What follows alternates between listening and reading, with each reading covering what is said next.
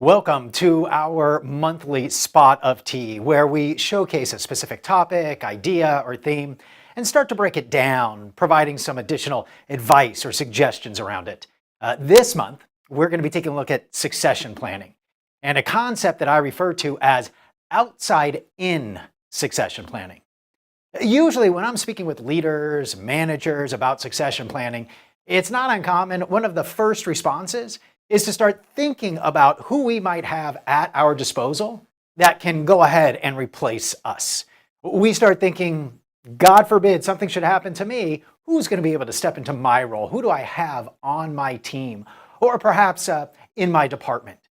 This is what I refer to as inside out succession planning, as opposed to outside in. What do I mean by this? Well, when we start talking about inside out succession planning, usually the approach is just as I described, where we begin by thinking, I've got to find somebody that's going to be able to step into my shoes. And then I immediately look to somebody on my team, somebody that probably I've got a pretty good rapport with, somebody that's a pretty decent performer. And I start to evaluate.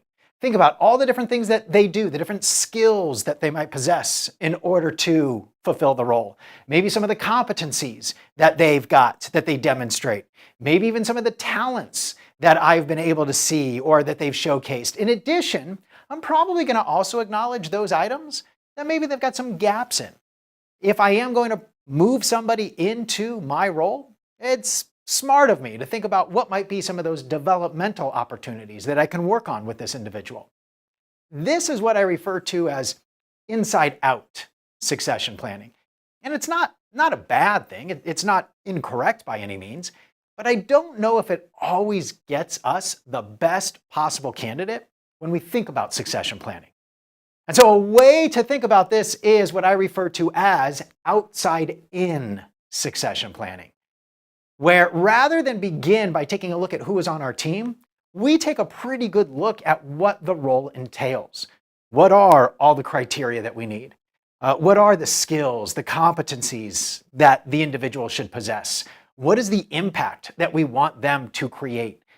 And then once I've got a pretty good understanding of what's needed, then I go in reverse and I start to take a look at who I might know or be able to find in order to fit that role. Maybe it is somebody that is internal. Maybe it's somebody that's in a slightly different department. It could be somebody that I don't necessarily think about originally, or maybe even somebody external. But by beginning by focusing first on what the role entails, and then trying to see if I can find somebody to fit that role, ideally we end up getting a candidate that is much more apt to take on the position. So here are a few questions that we might want to ask ourselves when we are in this position. First, as we start to think about this from more of a strategic succession planning perspective, the first question we want to ask ourselves is at an organization level. What are the company goals? What is the vision, the mission of the team? What's the direction that we are headed in? What's the strategy that we are trying to accomplish? So understanding what is needed at an organizational level will give us a pretty good idea as to the requirements that are necessary. Then we want to move into the role itself.